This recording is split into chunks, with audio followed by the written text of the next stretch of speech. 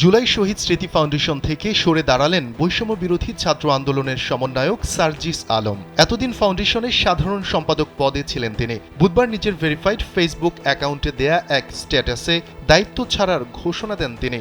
জানান, এখন থেকে জুলাই শহীদ স্মৃতি ফাউন্ডেশনে সাধারণ সম্পাদক নামের কোনো পদ আর থাকবে না। সেই সাথে পদ ছাড়ার কারণও জানান সার্জিস আলম। ফেসবুকে সার্জিস আলম লেখেন, এখন থেকে এক্সিকিউটিভ কমিটি পুরো অফিসের সার্বিক বিষয় পরিচালনার দায়িত্ব পালন করবেন। চিফ এক্সিকিউটিভ অফিসার বা সিইও যেখানে অফিসের প্রধান হিসেবে দায়িত্ব পালন করবে। মীর মাহবুবুর রহমান স্নিগ্ধ বর্তমানে সিইও হিসেবে দায়িত্ব পালন করছেন। গভর্নিং বডি ফাউন্ডেশনের পলিসি মেকিংয়ের কাজ করবে, যেখানে মাননীয় প্রধান উপদেষ্টা সহ 4 জন উপদেষ্টা রয়েছেন। সাধারণ সম্পাদক নামে কোনো পদ এখন নেই। স্যান্ডেলিনা সো, রূপচর্চায় আভিজাত্য। স্ট্যাটাসে সার্জিস আলম আরও লিখেন, এই ফাউন্ডেশন প্রথম আর্থিক সহযোগিতা শুরু করে 1 অক্টোবর, অফিস চালু হয় 15 অক্টোবর থেকে। আমি সাধারণ সম্পাদক হিসেবে দায়িত্ব গ্রহণ করেছি 21 অক্টোবর। 31 ডিসেম্বর পর্যন্ত প্রায় 2 মাস 10 দিন আমি দায়িত্ব পালন করি। এরপর আমি দায়িত্ব থেকে সরে আসি।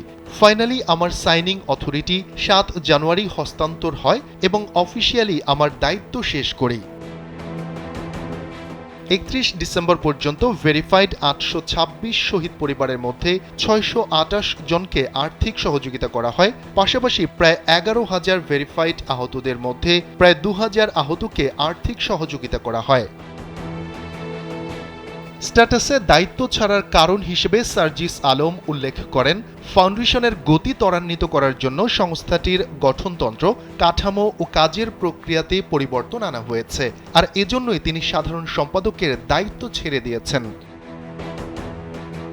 এ বিষয়ে সার্জিস আলম লেখেন, যতদিন পর্যন্ত আমি আমার সর্বোচ্চ সময় ফাউন্ডেশনে দিতে পেরেছি ততদিন আমি দায়িত্ব পালন করেছি।